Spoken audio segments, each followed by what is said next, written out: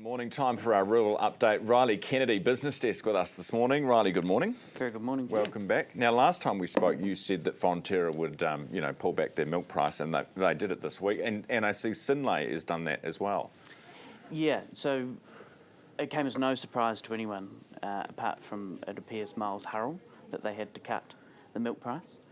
So it's been quite fascinating to watch this play out over the past week. So last week, Miles was in Singapore. He was on Bloomberg TV, and he was asked about it, and quite convincingly said, no, we're quite confident with $10. Did sort of say, we are watching it very closely, but no, we're going to stick with $10, which sort of, well, everyone here was like, oh, okay, cool. To be fair, he wasn't going to get on a plane. He wasn't going to say, I'm on a plane tonight, I'm going to go home and cut the milk price. And then on Tuesday, they revised the milk price down to $9.50. But Open Country, which is the second largest dairy processor, they collect about 13% of the milk in New Zealand. They reduced their weighted average milk price down to $9.70 about 3 weeks ago.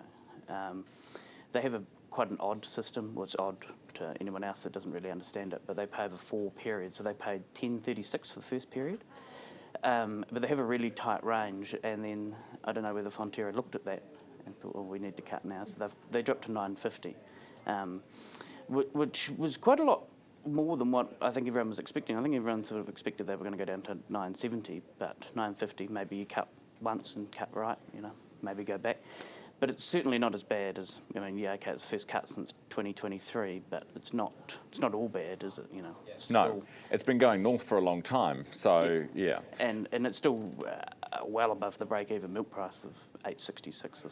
Right, so how, looking ahead, when supply's coming back on, how worried do we need to be about like next year, or the year after, about that supply and about the break-even price? I think, I was looking at a few forecasts earlier this morning. I don't think it's going to drop dramatically. It's probably not going to go back to what it was. Like it might do, but I don't think it's going to go back there in the near term.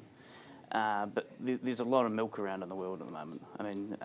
As we're going to talk about shortly, Palmu, they've got the 7.5% up on their milk production. So everyone's just producing a lot more milk, and it's just going to weigh down on price. It's not like the demand's just fallen out. Everyone's not drinking oat milk. It's just we've just got an oversupply of milk at the moment. Yeah. The world's just got to work through. Which is what happens when the price goes up like that. Everyone's exactly. like, right, I'm getting in on that, the gold rush. Yeah, so maybe we should all just dial back our milk production for a bit. Yeah, do a little OPEC plus kind of vibe. Exactly. Now, let's talk about Palmu, because it's the thing that Landcorp is the government's farm that we all own, and there's lots of talk about whether we should sell it or not. They come out with some results or some projections which are actually quite good. Yeah, so it's obviously a constant debate about whether the government should own farms and should we be farming, but they've really turned around their operating performance. And to be fair, that's probably been helped by the fact that commodity prices have gone up. But they started the season at, they said they were going to have an operating profit of between 69 and 79 million. They upped that to between 80 and 90, and their long-term goal is by 2030 to get to 100 million operating profit. So that's been helped by the fact that milk production is 7.5% season to date in front of where they expected it to be. And also their livestock, the farm gate prices are just really strong, so they're benefiting from that. And also they're carrying a lot more dairy beef through the season now, so they're not killing as many bobby calves, they're carrying them through, so they've just got a lot more stock around. Right. It's funny because, coming into an election where National wants to be talking about asset sales, and this was presumably going to be one of the ones they wanted to talk about, having them with a better balance sheet doesn't help that case, does it? Exactly, and they're before a select committee on Monday, so... Interesting. All right. Finally, tell us about this cheese roll tanker. Yeah, is there a photo of it? I think we have one. Yeah, look at it. Isn't it brilliant? So if you're in Southland in the next few weeks and you see that thundering past you, yes, you have just seen a cheese roll on wheels. No, it's not real. That's Open Country. They've decided to do this. I don't know why. Apparently they're looking at doing one on the North Island.